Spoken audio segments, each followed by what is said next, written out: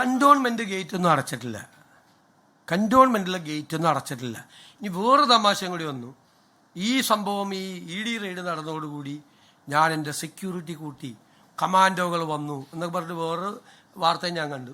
ഒരു വാർത്തത്തിൽ ഒരു സെക്യൂരിറ്റിയും കൂട്ടിയിട്ടില്ല. ഞാൻ പറഞ്ഞില്ല, 40 വണ്ടിയിൽ നിന്ന് 3 വണ്ടിയിലേക്ക് മാറി. ആ വണ്ടിയായിട്ടാണ് ഞാൻ ഇന്നലെ മലപ്പുറത്തും പോയത്, കോഴിക്കോടും പോയത്. ഒരു വണ്ടി അഡീഷൻ ഉണ്ടായില്ല. ഏതോ ഒരു സ്ഥലത്തൊരു വീട് കാണിച്ചു തരാൻ വേണ്ടിയിട്ട് ഒരു പൈലറ്റ്, ലോക്കൽ പോലീസിൻ്റെ ഒരു പൈലറ്റ് വന്നു. അത് കഴിഞ്ഞപ്പോൾ ഞാൻ അപ്പം തന്നെ എൻ്റെ PSOയോട് പറഞ്ഞു, അതിപ്പോൾ തന്നെ വിട്ടേക്കാൻ പറഞ്ഞു, 4ാമത്തെ വണ്ടി വേണ്ടെന്ന് പറഞ്ഞു. എന്തൊക്കെ നുണകളാണ് പറയണത്. എല്ലാ നുണകൾക്കും നമ്മൾ പറയാൻ പറ്റുമോ?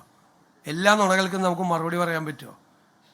പിന്നെ രാവിലേക്കൊന്ന് വീട്ടിലേക്ക് ഒന്ന് ഇരിക്കുമ്പോൾ നമ്മളൊന്ന് റെഡിയായി ഒന്ന് കുളിച്ചൊക്കെ ഇറങ്ങി, എന്നിട്ട് അവിടെ നിന്ന് പോയി അടുത്ത പരിപാടിക്ക് പങ്കെടുക്കുമ്പോൾ ആ പരിപാടിയിൽ നിൽക്കുകയാണ്. കേരള ഹൗസിൽ നിന്ന് ഞാൻ ഇറങ്ങുമ്പോൾ ഈ ചോദ്യം ചോദിക്കുകയാണ്. അപ്പോഴാണ് എനിക്ക് ഇത് കിട്ടിയത്. അത് കഴിഞ്ഞിട്ട് ഞാൻ അവിടെ നിന്ന് എയർപോർട്ടിലെത്തുമ്പോൾ വീണ്ടും ചോദ്യം ചോദിക്കുകയാണ്. എവിടെ?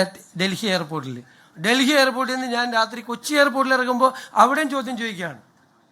അത് കഴിഞ്ഞിട്ട് അവിടെ നിന്ന് ഒരു 2 കിലോമീറ്റർ 3 കിലോമീറ്ററുള്ള എൻ്റെ വീട്ടിലേക്ക് അവിടെ ചെന്നപ്പോൾ അവിടെ നിൽക്കുകയാണ്. ഇത്രയും യൂണിറ്റുകൾ നിങ്ങൾക്ക് ഉണ്ടോ ശരിക്കും? അല്ല, ഞാൻ സീരിയസ് ആയിട്ട് ചോദിക്കുക, എനിക്കൊന്ന് അറിയാൻ വേണ്ടിയിട്ടാ. ഇത്രയും യൂണിറ്റുകൾ നിങ്ങൾക്ക് ഉണ്ടോ?